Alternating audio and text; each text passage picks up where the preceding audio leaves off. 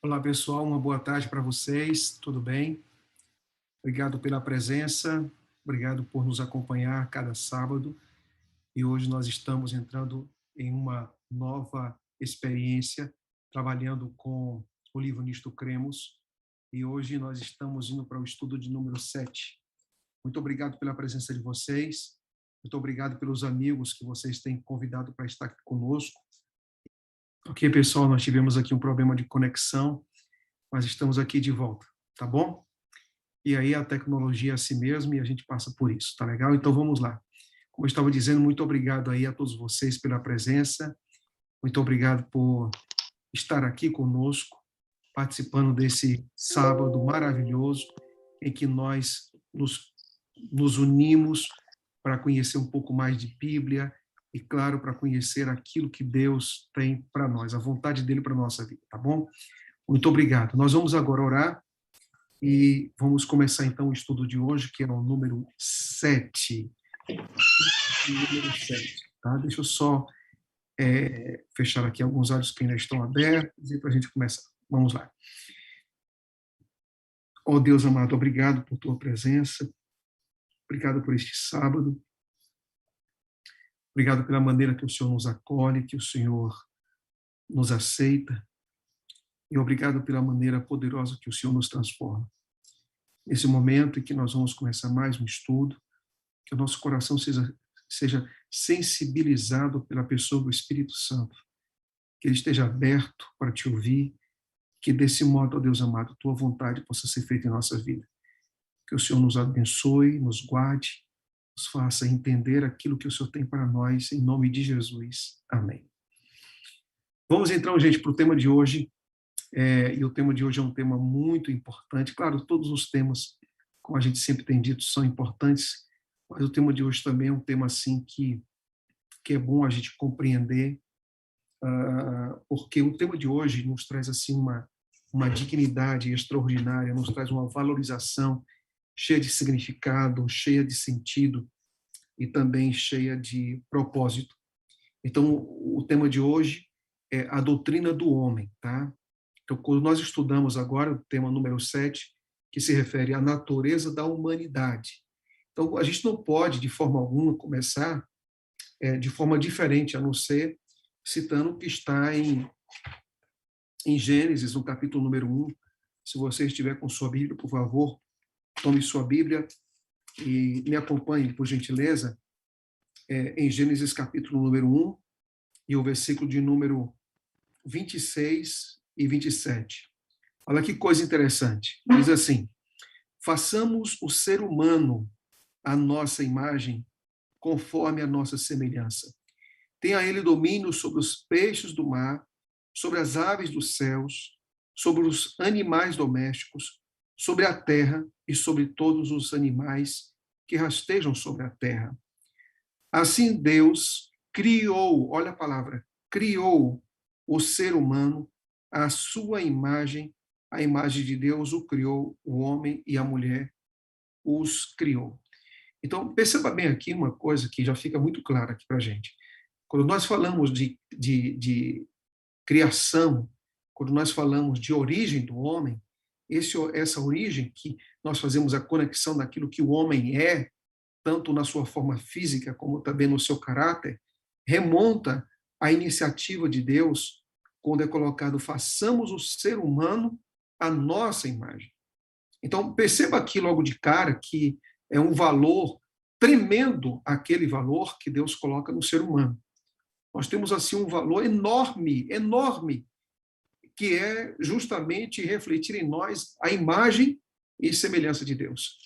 E conforme o último estudo que nós fizemos na semana passada, nós não somos a imagem e semelhança de mundos que não caíram, nós não somos a imagem e semelhança de anjos em si, embora sejamos muito parecidos. O que nos chama a atenção é que no livro de Gênesis o foco é Deus. A ênfase está em Deus. A referência é Deus. Então, quando nós olhamos para o ser humano, nós fomos criados à imagem de Deus. Então, esse valor que Deus colocou em nós por ocasião da criação, deve gerar em nós vários tipos de sentimentos. Vários tipos de sentimentos. Ok? Aí você pergunta, que tipo de sentimentos, de valores nós podemos ter em nossa vida quando temos a consciência de que nós somos imagem e semelhança de Deus? Vamos lá. Primeiro deles, nós não podemos ter problema de estima.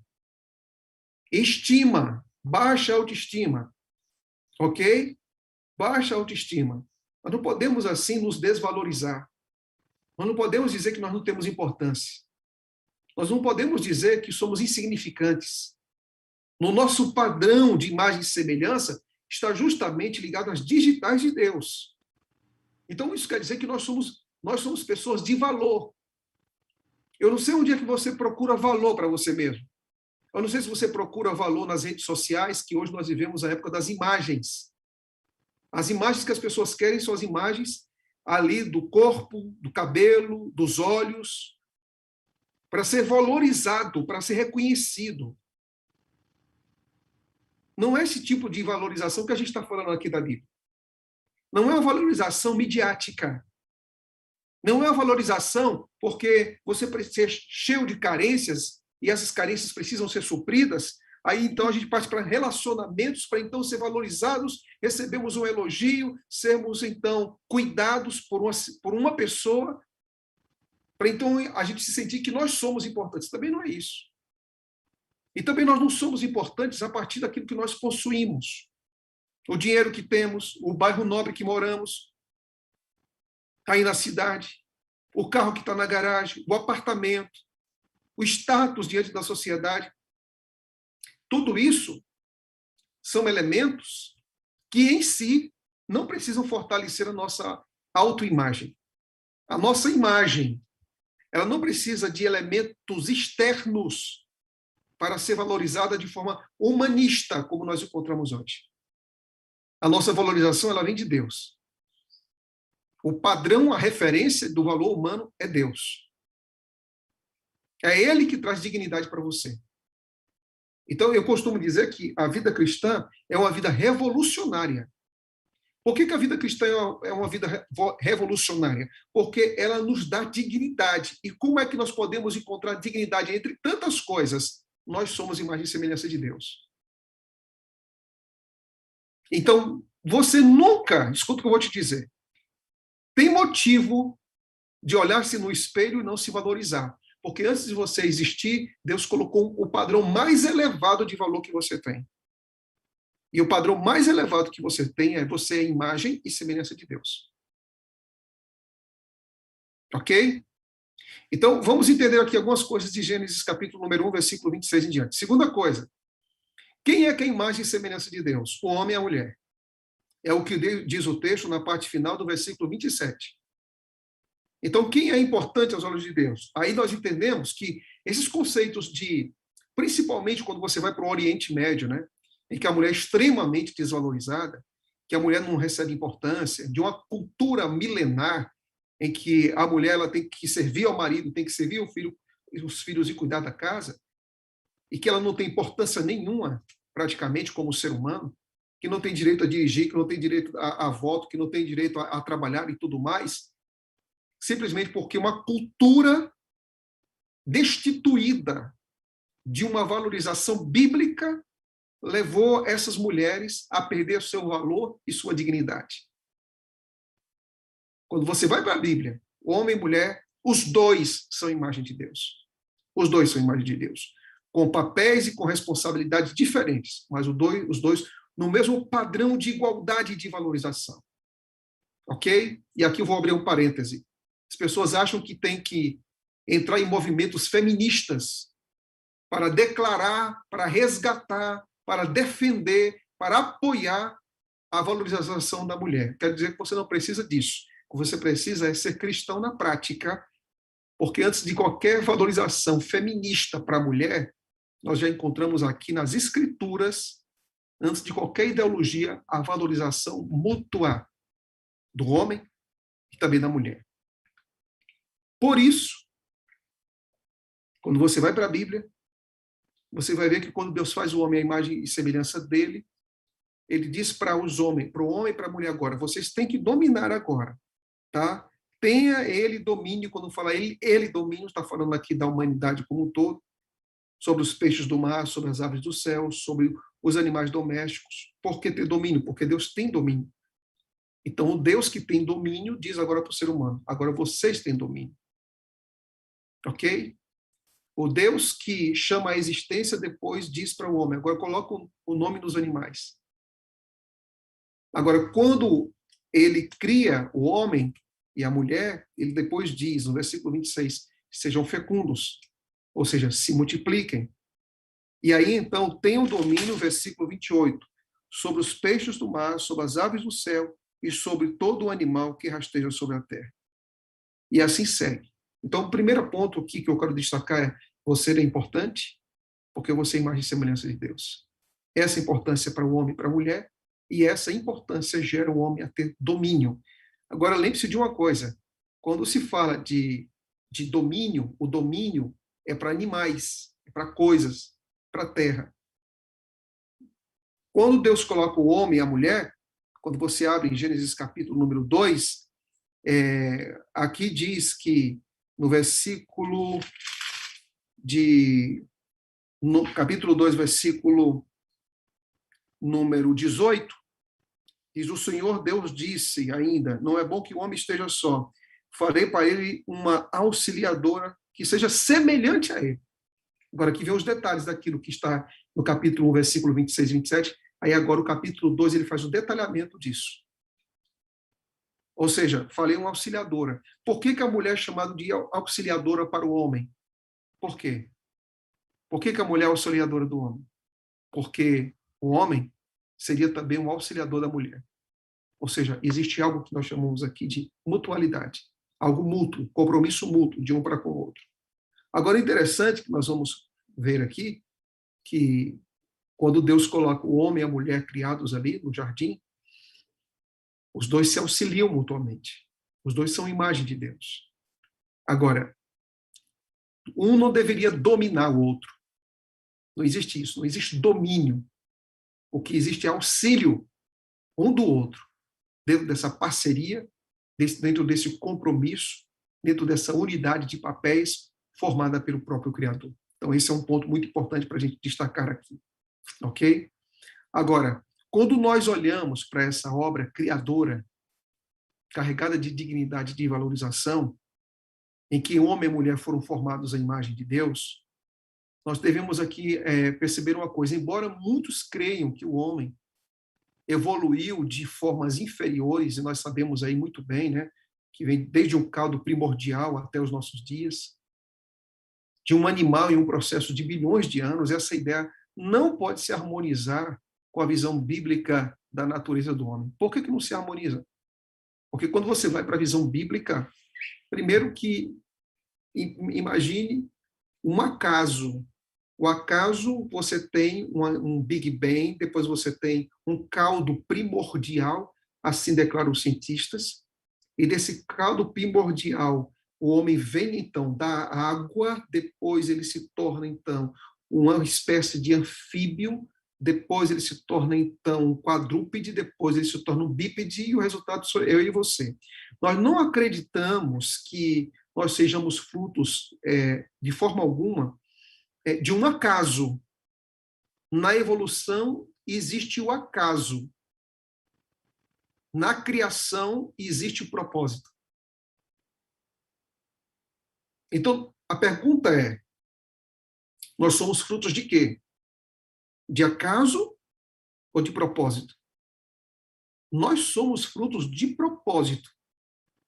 Nós existimos porque dentro do coração de Deus, ele expressou nossa existência com ato criativo, a sua imagem e semelhança. Então, isso quer dizer que nós somos fruto de um propósito que Deus tem. Então, além da gente ter a imagem e semelhança de Deus, é importante dizer o seguinte: olha, você não existe aqui nessa terra para nascer, crescer, reproduzir-se, envelhecer e morrer. A vida, ela é maior do que isso. porque a vida tem propósito.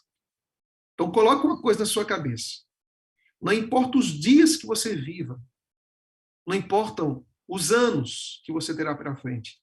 Você tem que acordar todos os dias, tendo consciência de uma coisa: Deus tem um propósito para a minha vida.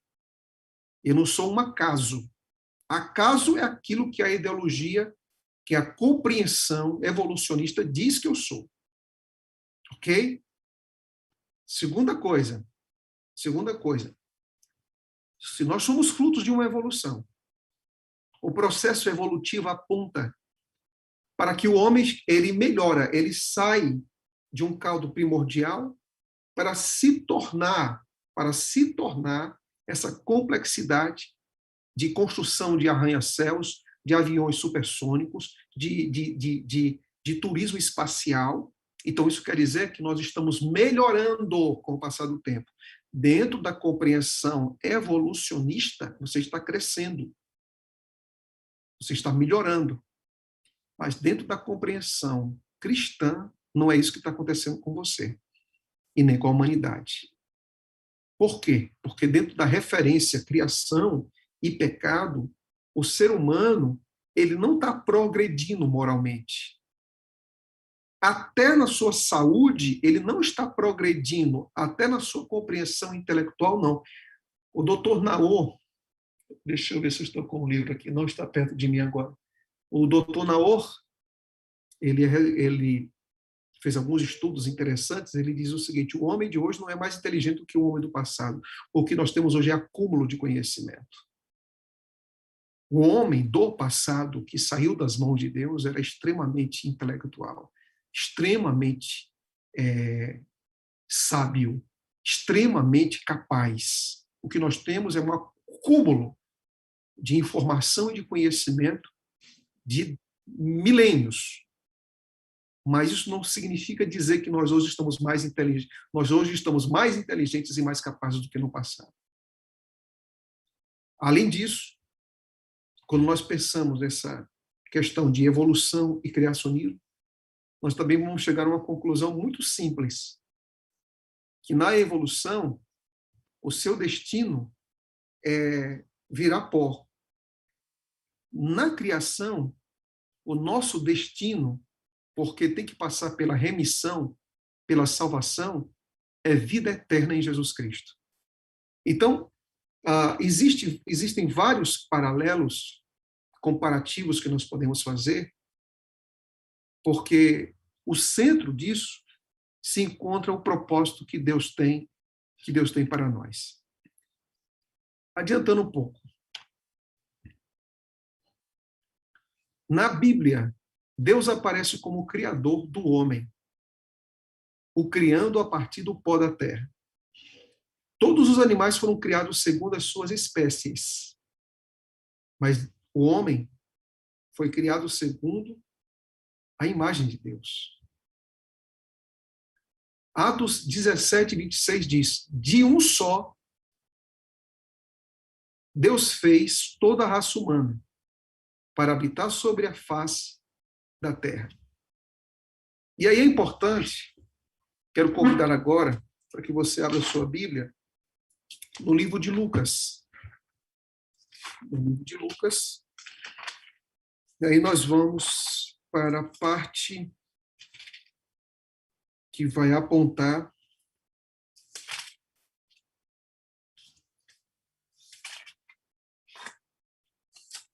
para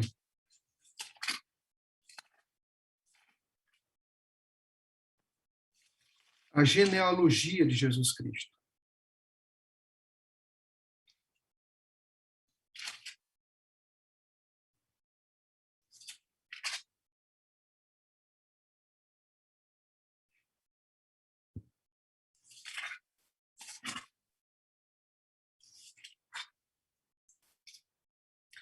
Vamos então para Lucas.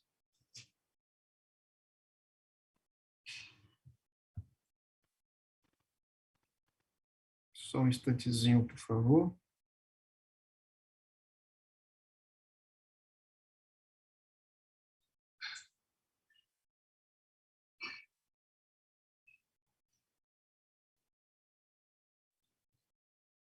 Lucas 3, o versículo, para ser mais exato, versículo de número 38. Lucas 3, 38. Aqui você vai ver no versículo 36 a referência a Noé, depois no versículo 37 a referência a Metusalém, e no 38 vai dizer assim: filho de Enos, filho de Sete, filho de Adão, e Adão, filho de Deus. Ok? Então, você percebe que, além da imagem e semelhança, qual é a relação que Deus tem conosco? Qual é a relação dentro da genealogia de Lucas? Porque você vai para a genealogia de Mateus, ele coloca dois nomes. Ele vai colocar Abraão, que Jesus é filho de Abraão, e Jesus é filho de Davi. Tá? A referência a Abraão como o cabeça da nação judaica, e a Davi como o rei messiânico. E aí ele puxa de trás para frente essa genealogia. Quando você vai para Lucas, ele começa apresentando a genealogia de Jesus, dizendo que ele era filho de José, filho de Eli. Então, ele parte do presente para o passado. E aí, quando ele parte do presente para o passado, ele termina em Adão, fazendo uma conexão de filiação com Deus. Somente para dizer uma coisa: ter a imagem e semelhança de Deus é ter um relacionamento de um filho com o pai, apresentado por Lucas no capítulo 3, versículo número 38. Ok? Então, dentro das nossas origens, elas vão até onde, pastor? As nossas origens vão até a nossa ligação, a nossa filiação com Deus como Pai. Ok? Continuando. Então, como é que a Bíblia define o que nós somos? Olha, nós somos um ser humano, e esses seres humanos, eles são formados por fôlego de vida. De acordo com Gênesis 2:7, o homem é formado do pó da terra e do fôlego de vida, e passou a ser uma alma vivente. Este fôlego é o sopro do Deus Todo-Poderoso, a energia vitalizante da existência que dá vida ao ser humano. Então, quando nós olhamos para isso, o homem, então, se torna uma alma vivente. Então, o que é o homem? O homem, ele é formado do pó, da terra, matéria, fôlego de vida, a energia da vida que provém de Deus, e isso torna um ser, ok? Após Deus formar o homem do pó da terra, após criar todos os seus órgãos, o homem não existia. Ele passa a existir a partir do sopro da energia vitalizante de vida, e o homem, então, se torna um ser humano, que a gente chama de alma vivente também. É importante destacar que a Bíblia afirma que o homem passou a ser uma alma vivente, não uma alma perambulando por aí. Não é isso que não é isso que a compreensão primária do texto aponta. Coisa alguma no relatório da criação indica que o homem recebeu uma alma, alguma espécie de entidade separada da criação, mas foi unida ao corpo. Não é assim que nós compreendemos, perdão. Agora, a Bíblia utiliza alguns termos para falar de alma. A palavra no Antigo Testamento, em hebraico, é nefesh. É um termo que denota o homem como ser vivente, depois que o fôlego de vida, ser vivente, depois que o fôlego de vida penetra no corpo. Ela não é uma parte de uma pessoa. Ela é a própria pessoa. Segunda palavra é suche. No Novo Testamento, a palavra em grego tem o significado similar a nefesh. E ela é utilizada tanto para a vida do animal como do ser humano. Pode ser traduzida como pessoa e é descrita como um ser mortal. Terceira palavra, ruá. Essa palavra se refere à energia divina que anima e traz vida. Ou seja, eu estou usando palavras diferentes para dizer a mesma coisa. Energia divina que anima e traz vida aos seres humanos. Ao morrer, o espírito de vida abandona o ser humano, que é essa energia, e volta para Deus. Pneuma, no Novo Testamento, ela aparece no Antigo Testamento também, não pode viver separada do corpo. Quando o ser humano morre, pneuma é devolvido a Deus. Mesma coisa para palavras diferentes, ok? Muitas vezes a alma e o espírito são usados como sinônimos na Bíblia. A minha alma engrandece ao Senhor, ou seja, meu espírito, a energia vitalizante da vida, e se alegrou em meu Salvador. Então, quando nós pensamos nisso, o ser humano é uma união de três partes. Ele tem físico, ele tem mente, e ele também tem o seu lado espiritual. Cada aspecto de nosso ser influencia diretamente ao outro.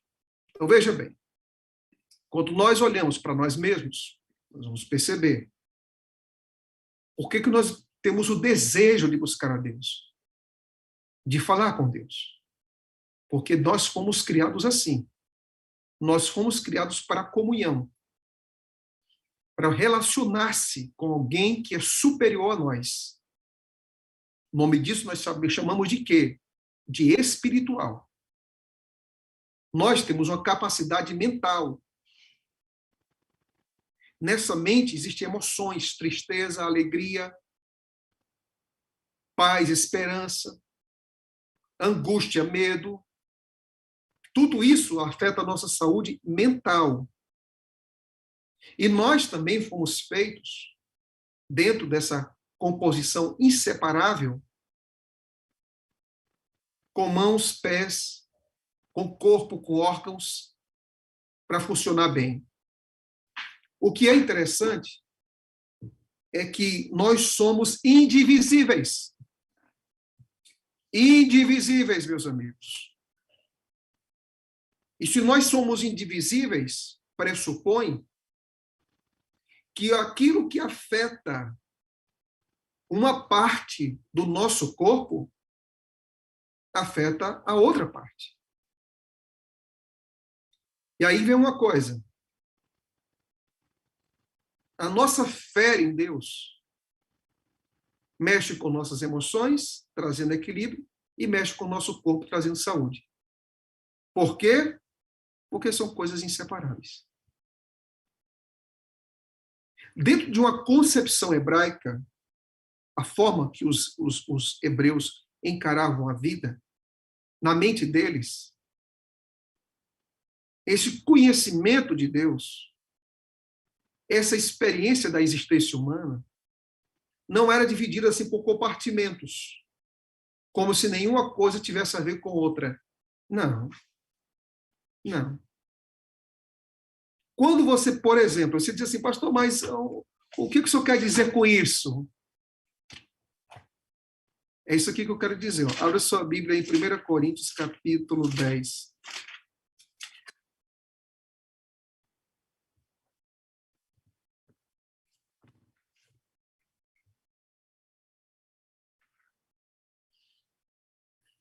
Capítulo número 10.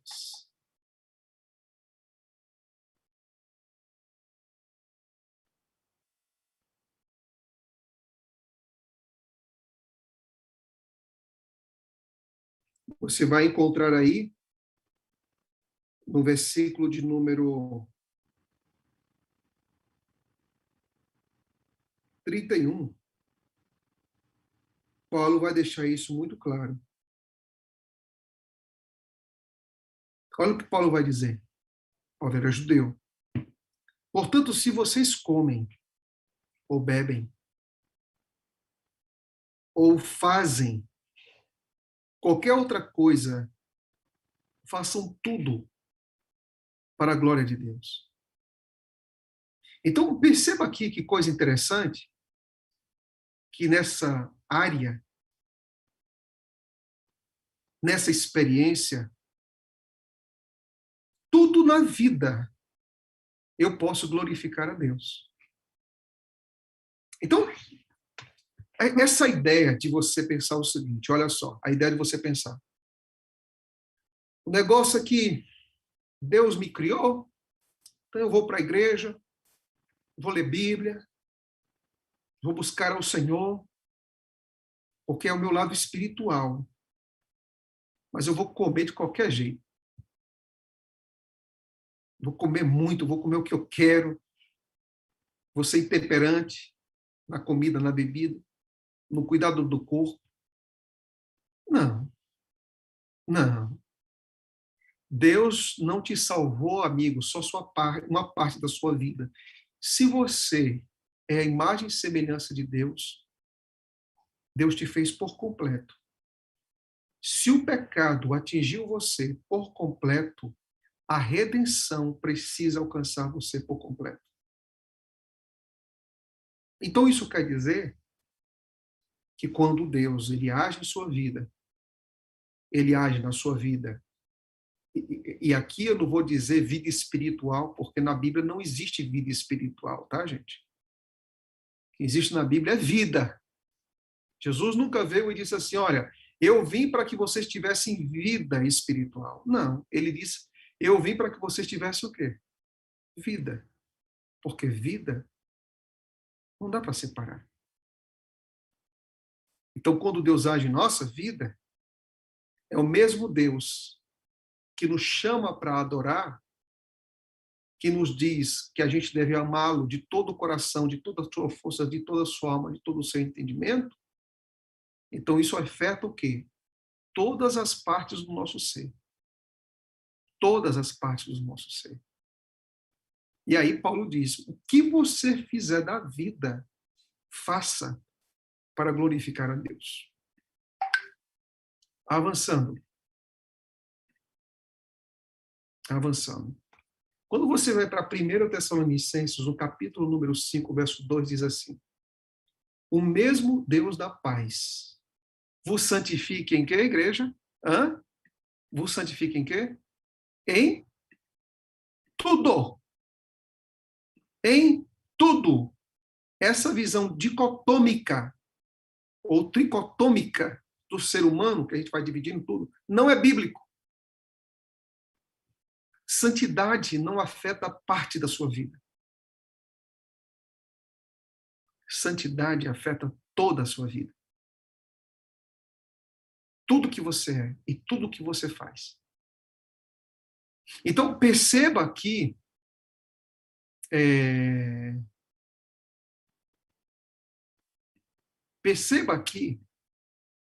o que o texto aponta. O texto diz, o mesmo Deus da paz vos santifica em tudo. O vosso espírito, alma e corpo sejam conservados íntegros e irrepreensíveis na vinda de nosso Senhor Jesus Cristo. Para aqueles que gostam de falar da volta de Cristo, o que Paulo está dizendo aqui, nós vamos nos apresentar a Ele de maneira plena, de maneira completa. Porque nada mais é do que o resgate e a reafirmação das nossas origens. Ok?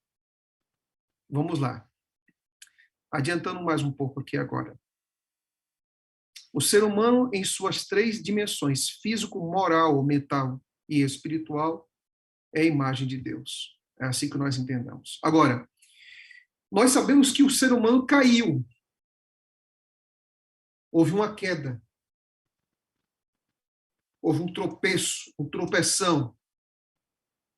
E Adão e Eva foram criados perfeitos, mas se tornaram transgressores. A Bíblia diz que Deus não cria o mal. Ele odeia o pecado. E no Salmo 5, se você puder abrir a Bíblia e me acompanhe, Salmo 5, no versículo número 4, nós vamos encontrar, pois tu não és um Deus que se agrada com a iniquidade, e contigo não subsiste o mal. Ou seja, como é que Deus poderia criar o pecado se Deus, não se agrada da iniquidade? Outro versículo aqui, Salmo 11, versículo número 5, que diz assim: o Senhor põe à prova o justo e o ímpio, mas ele abomina o que ama a violência. Deus poderia ter evitado o surgimento do pecado, sem pessoas com capacidade para decidir, mas ele não fez isso. Deus ele não agiu assim. A liberdade é fruto do amor. Lúcifer, ele se rebela contra Deus e contra sua vontade e deseja o lugar de Deus. E ele foi expulso. Depois ele veio à Terra e tentou o ser humano. E aqui nós vamos ver um detalhe aqui agora. O que nós podemos enxergar? Enxergar o seguinte: o pecado, aliás, na criação, Deus faz o homem à sua imagem e semelhança. O pecado faz de Deus a imagem e semelhança do próprio homem. Por quê, pastor? Porque quando Deus cria o ser humano, o desejo de Deus é que todos fossem iguais a ele. E quando o pecado entra no ser humano, o que todo ser humano quer ser é igual a Deus, não em caráter, mas em poder. Parece que nós somos deuses. Nós queremos ser adorados, nós gostamos disso.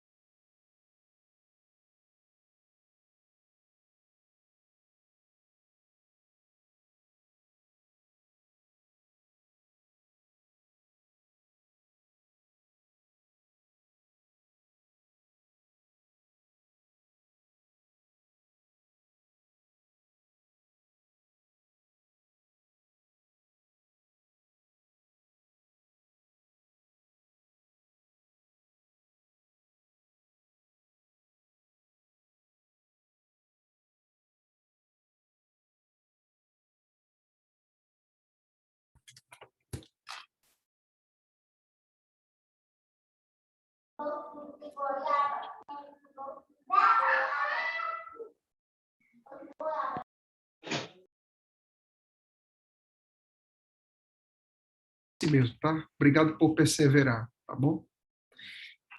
Capítulo 14 de Isaías, nós vamos encontrar aqui a referência 14:12. Olha o que diz. Versículo 13, para ser mais exato. Versículo 13. Olha o que a gente vai encontrar.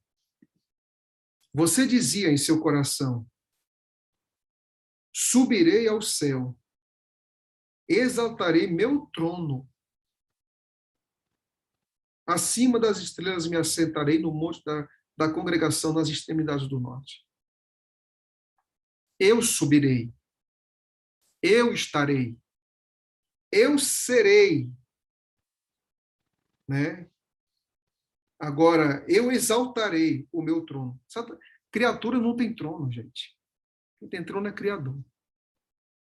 Mas essa foi a declaração, e disse que ele exaltaria o meu trono acima das estrelas. Quem são as estrelas? São os anjos. Quem é que estava acima das estrelas? Deus. E aí ele está dizendo, o lugar de Deus é o meu lugar. Aí você quer... Essa aqui é a minha opinião. Essa aqui é a minha opinião. Vou dizer para vocês a minha opinião. Sabe qual é a essência do pecado? É o ser humano querer ser igual a Deus. Não em caráter, mas em poder. É tirar o lugar que pertence a Deus. A essência do pecado é você dizer, eu sou Deus. Eu quero ser Deus. Você viu isso aqui agora no céu. E na terra? Abra sua Bíblia em Gênesis, capítulo número 3.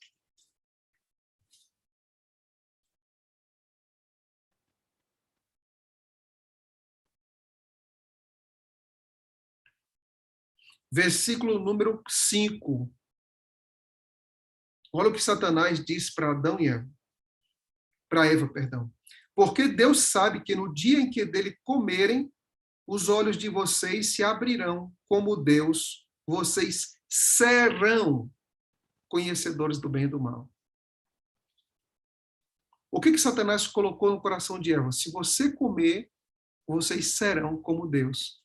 O que Satanás queria ser no céu? Como Deus. A essência do pecado é que, no fundo, nós queremos ser como Deus. Uma vida independente, uma vida egoísta, uma vida centralizada no eu. E você sabe como é que a gente está vivendo hoje? Você sabe como é que a gente está vivendo hoje? Na geração da egolatria. Hoje, a geração de hoje é uma geração da egolatria,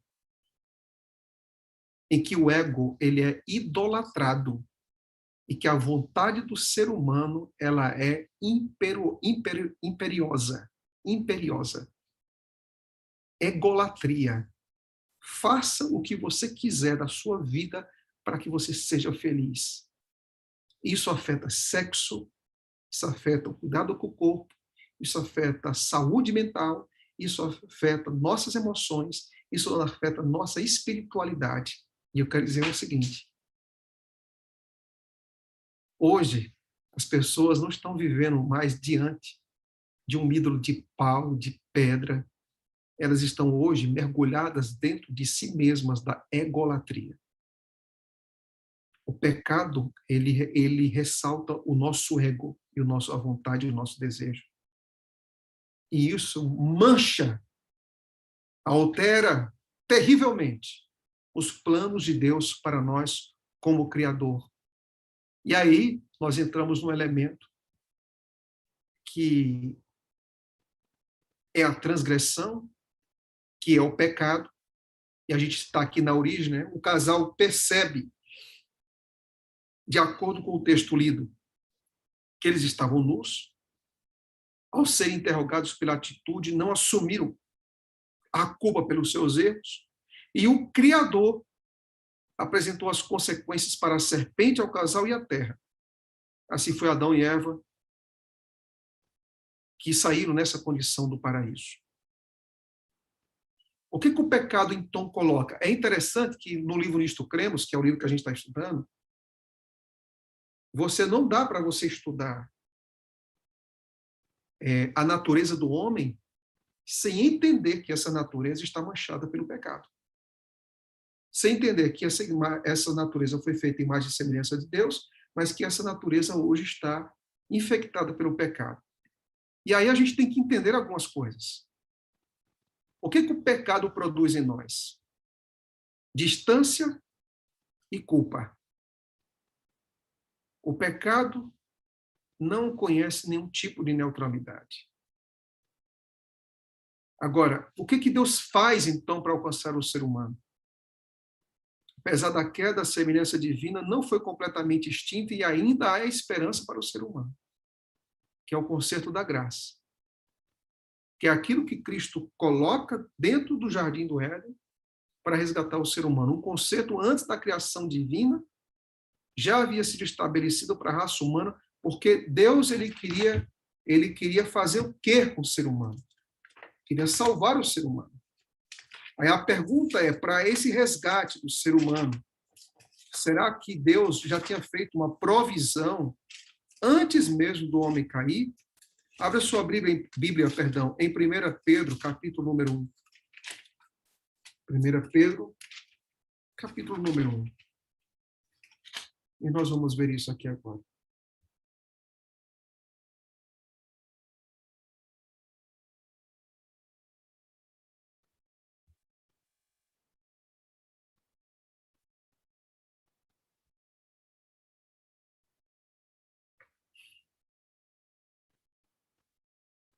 Vamos lá, então. 1 Pedro,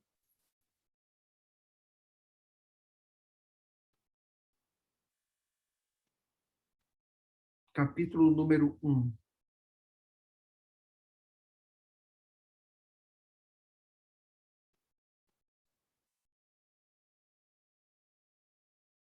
Deixe-me ver aqui o versículo 19. Veja o 18. Sabendo que não foi mediante coisas perecíveis, como prata ou ouro, que vocês foram resgatados. 1 Pedro 1, 19. Resgatados da vida inútil que seus pais lhe legaram, mas pelo precioso sangue de Cristo, como de um cordeiro sem defeito e sem mácula. A pergunta é quando esse cordeiro foi preparado? Ele foi conhecido antes da fundação do mundo, mas foi manifestado nestes últimos tempos em favor de vocês. Então, esse conceito da graça é que Deus, antes do mundo ser formado, ele disse, eu já vou ter solução para o problema humano. E aqui eu vou explicar uma coisa para vocês. Ó. Preste atenção nisso aqui que eu vou falar. Aqui nós temos o mundo. E nós temos aqui a eternidade. Tempo e espaço estão dentro dessa eternidade, que são as limitações humanas. Nós temos uma eternidade antes desse mundo e temos a eternidade continuando. Estou colocando aqui, é um pouco redundante, mas só para dizer onde nós estamos. Pedro está dizendo aqui que antes da fundação do mundo, antes desse mundo existir, o sangue do Cordeiro já estava preparado para o ser humano. A corrida para a salvação do ser humano não aconteceu no Éden. Não começou no Éden. A corrida para resgatar o ser humano não começa no Éden. Pedro está dizendo aqui, foi conhecido antes da fundação do mundo. Então, isso quer dizer que esse Deus que é criador, ele já tinha em sua natureza um plano redentivo, caso os seres que ele criou pudessem cair. Ok? E quando Cristo voltar a buscar os redimidos, o que ele vai nos dar? Vida eterna. Entendeu aqui agora? Um plano que vem antes da existência e um plano que depois do pecado e da morte, ele é capaz de, na ressurreição, trazer para nós a vida eterna. Agora, perceba uma coisa. Quando a gente fala disso, a gente pode entender uma coisa. Como é que Deus nos ama? Deus nos ama com amor eterno e com amor infinito. Que não dá para se entender esse amor. E aí nós vamos, antes de trabalhar um pouco mais esse amor, e eu vou concluir agora aqui há 5 minutos, eu vou explicar aqui 2 coisas para você. Pecado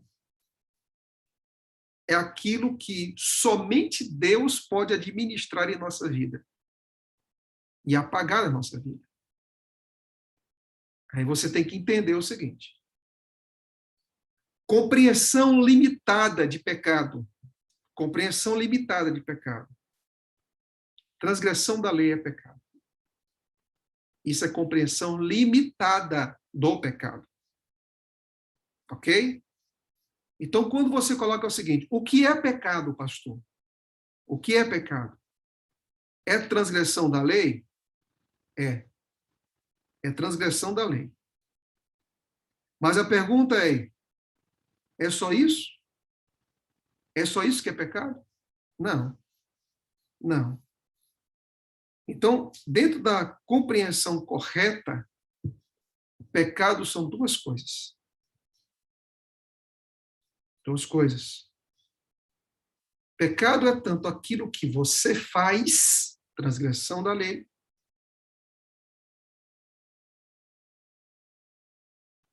como pecado é aquilo que você é, ou aquilo que você tem em si mesmo.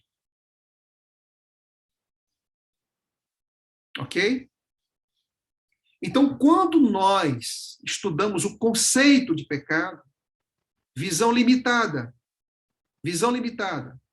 pecado é transgressão da lei. Está correta essa ideia? Está correto, porque é bíblico. A Bíblia já diz isso, que o pecado é a transgressão da lei. Está tudo certo. Agora, pecado também é aquilo que está na sua natureza e na minha natureza. Então, se você compreender pecado somente como ato, você deixa de praticar os atos e então você não está pecando. Visão limitadíssima do que é pecado. Aí você diz, pastor, mas onde é que está na Bíblia isso aí que o senhor está dizendo? Abra sua Bíblia, vamos ver se cristão peca. 1 Pedro. Aliás, 1 João. 1 João.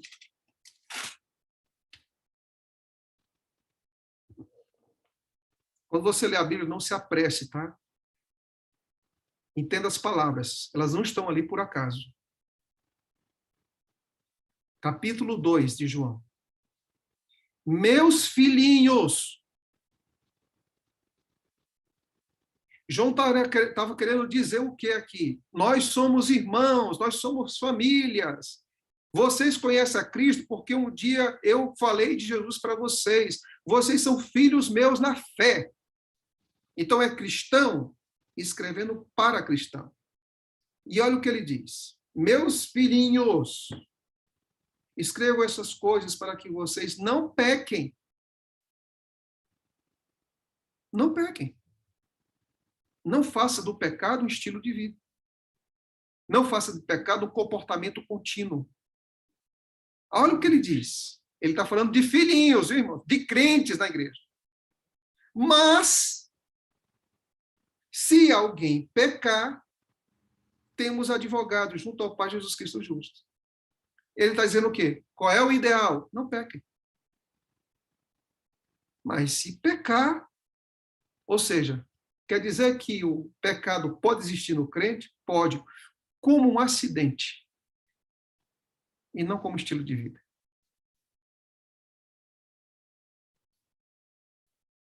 Então, entenda, em Cristo há pecado, 1 João capítulo 3, versículo 5. Diz assim: e vocês sabem que ele se manifestou para tirar os pecados. E nele não existe pecado. Ok? Nele não existe pecado. Agora, olha o que diz aqui.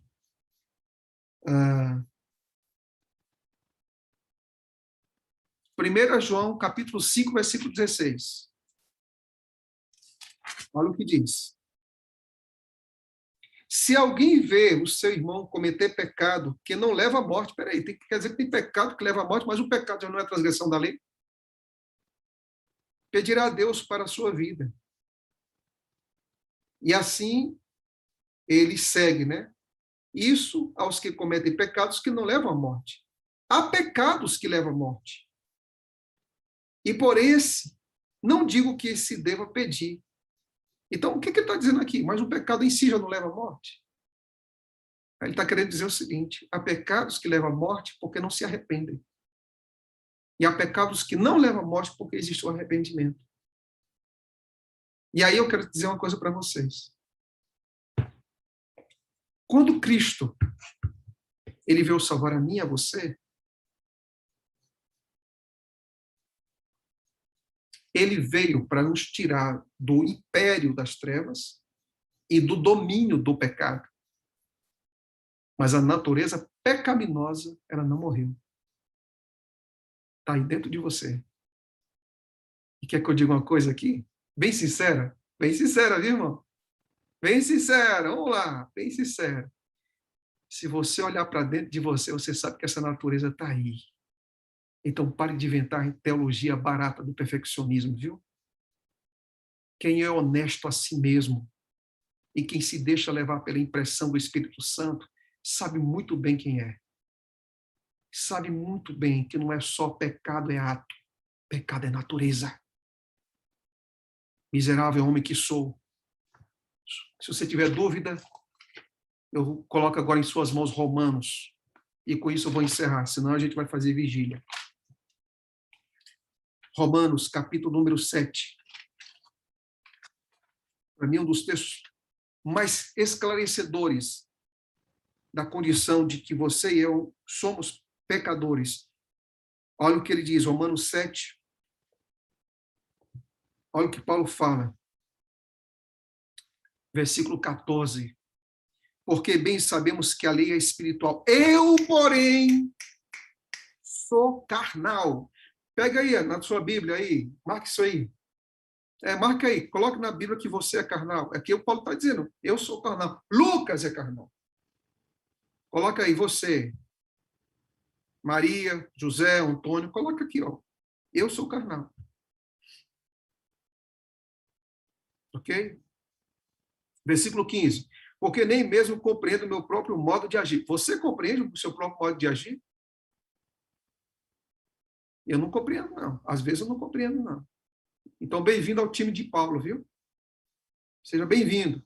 Versículo número 16. Ora, se faço o que não quero, concordo com a lei que é boa. Neste caso, quem faz isso não sou eu, mas o pecado que habita em mim.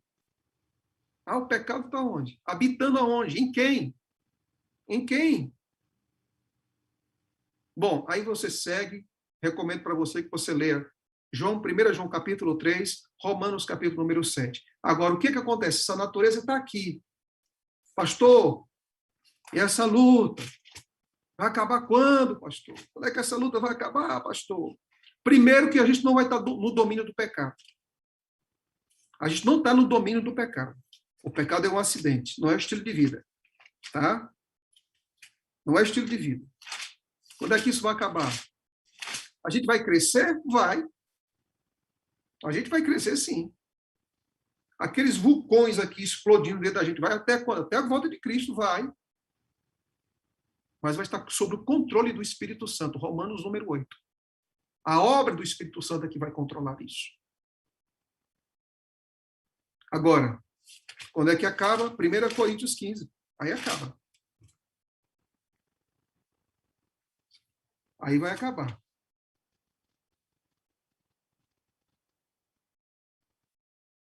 Acaba quando? 1 Coríntios, capítulo número 15. Vamos para o texto.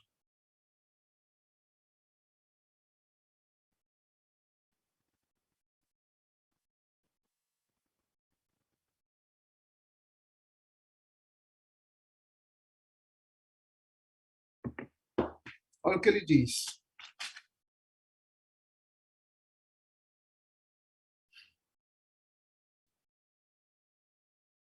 Capítulo número 15, versículo 52. No momento, ó, presta atenção. No momento, pá. No momento. Não abrir e fechar de olhos, ao ressoar a trombeta soará e os mortos ressuscitarão. Incorruptíveis nós seremos transformados. Ah, é aqui que a gente vai ser transformado, sim. Aí o que vai acontecer? Versículo 54. E quando este corpo corruptível se revestir de incorruptibilidade, o que é mortal se revestir de imortalidade. Ah, quer dizer que desse corpo da incorruptível, ele é corruptível, pastor? Sim. Aí olha o que ele diz. Com isto quero dizer, verso 50, irmãos, que a carne e o sangue não podem herdar o reino de Deus, nem a corrupção herdar a incorrupção. Não herda. Ou seja, não entra no céu sem transformação. Então entenda que Cristo, ele tem uma obra a fazer. Ele fez uma obra na cruz, e a outra obra que ele faz é dentro de você, no seu caráter, na sua natureza, nos seus desejos, nas suas tendências e na sua vontade. No próximo sábado, convide seus amigos. Nós vamos estudar sobre o grande conflito. Esse grande conflito que acontece nessa terra, esse grande conflito que afeta sua família, seu casamento, seus relacionamentos, o seu corpo, sua natureza, e como a gente pode trabalhar com a visão correta do grande conflito e termos uma experiência real com Deus, vencedora ao lado dele. Que Deus te abençoe, tá? Que Deus te fortaleça. E que toda obra de Deus em nós seja para formar em nós a imagem de Deus. O que Cristo veio fazer na cruz é trazer o Éden de volta, melhorado em Jesus Cristo. Feche seus olhos, vamos orar a Deus. Pai Santo e Pai querido, muito obrigado por esse sábado. Obrigado pelos amigos, obrigado por tua presença. Te peço, Senhor querido, que nossa mente, nosso corpo e o Espírito vitalizante de vida sejam consagrados ao Senhor até a volta de Jesus Cristo. Toma conta desse grupo especial que está aqui sempre estudando conosco, que o resultado disso seja um crescimento ao lado de Cristo. Eu te peço em nome dele. Amém. Se você tiver alguma pergunta, levante sua mão. Eu vou aqui abrir o microfone para aqueles que levantarem a mão. A gente terminou aqui 4h10, mas a gente ainda tem aí uns 20 minutos para qualquer dúvida que nós soubermos, a gente poder atender vocês, tá bom? Pois não, Cristiano? Pode abrir o seu som, Cristiano.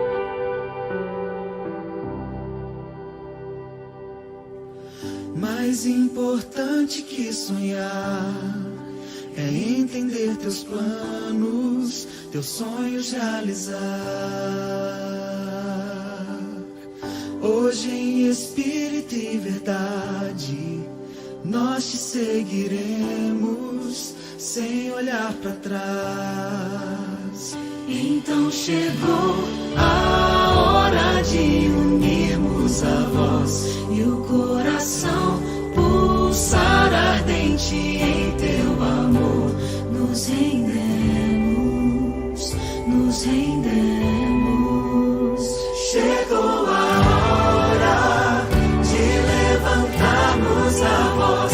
Chegou a hora de erguermos nosso louvor, meu Senhor. Em ti a vitória, sem temor, a ti damos glória. Chegou a hora.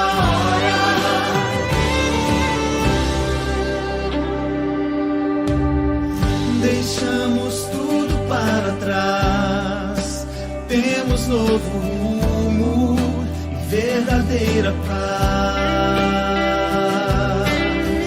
E não podemos nos calar, o Evangelho ao mundo devemos proclamar.